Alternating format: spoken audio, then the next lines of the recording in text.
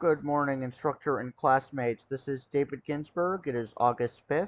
It is just after 11 a.m. on Wednesday morning, and today I am going to be discussing some questions regarding underlying causes for weight gain. This is involving a coaching scenario in which a client has recently taken a corporate job. This client has some children in the home, and this client is feeling pretty overwhelmed trying to manage their work life balance. And they find themselves not eating the best, probably not exercising, probably not sleeping the best. So these 10 questions are designed to determine if there are any underlying causes and hopefully help the client make some improvement.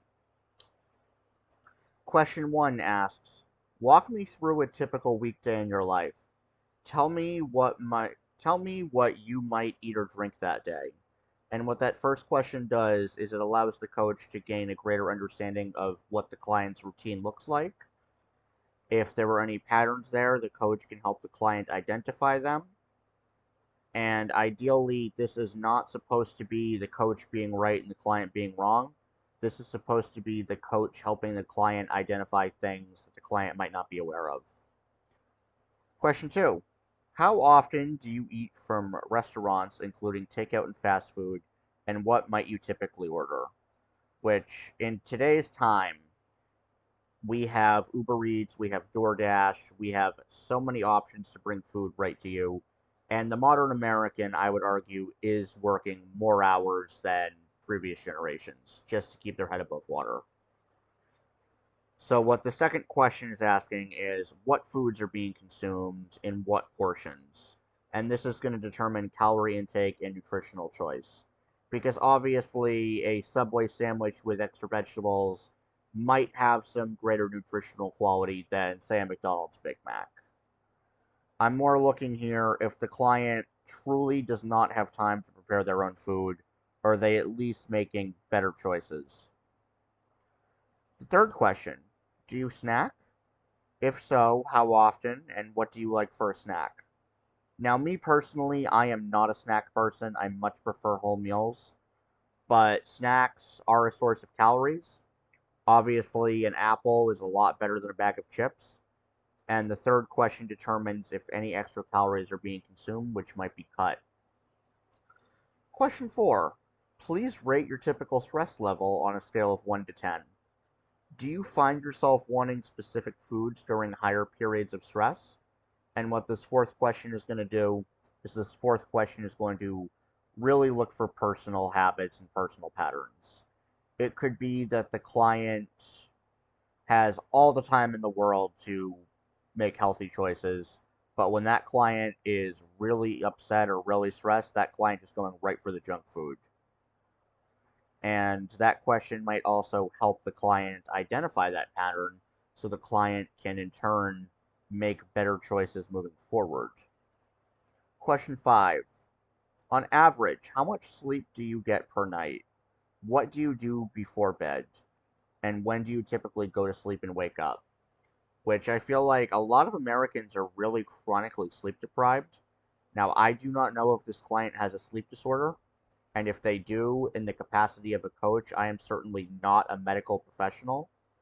It could be that this client is chronically sleep deprived because of their work schedule and because of their family demands. There could be some areas for improvement there. I'm not entirely sure. But I need to know all of this client's day to day habits, and this client might or might not be aware of what's going on themselves. They might feel like this is normal, and then they take a step back and realize, oh, I'm not making good choices.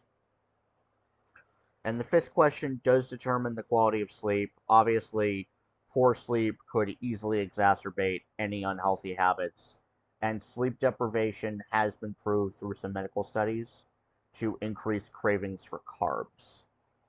Question 6. How often do you exercise, and what do you like to do for physical activity? And me personally, I am a big person with excuses there of I don't have time. The sixth question determines the client's personal fitness habits, which is obviously one of the greatest ways to combat weight gain and obesity. And if the client doesn't frequently exercise, this is going to be another area to improve, and I'm going to want them as their coach to say, okay, if I'm not exercising enough, how can I get more exercise? Question 7. What do you like to do in your free time, and how much free time do you get in a typical day? Question 7 is similar to question 1.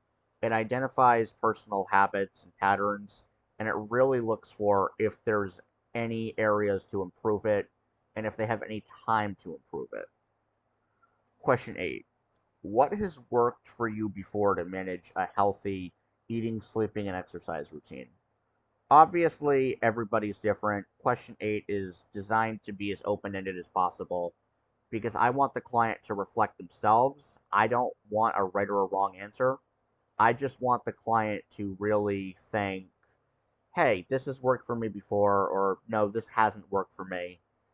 Because I really don't think that this client is stupid, and I really don't think that they need me to hold their hand. I think they know the answer. Question 9. Do you have any underlying medical conditions? If so, are they being addressed? And the ninth question is to determine if any weight gain is the result of something medical. Obviously, as I said before, as a coach, I am not qualified to give any form of medical care, nor would I. But I can make referrals if the client needs them and those needs are not being addressed by a proper professional. And the final question, question 10. On a scale of 1 to 10, how satisfied are you with your current lifestyle? And I would say 1 is they are not satisfied at all, 10 is they are extremely satisfied and they don't even need me. And if the client's question or answer to the question is anything under a 10, what can be done to improve their happiness?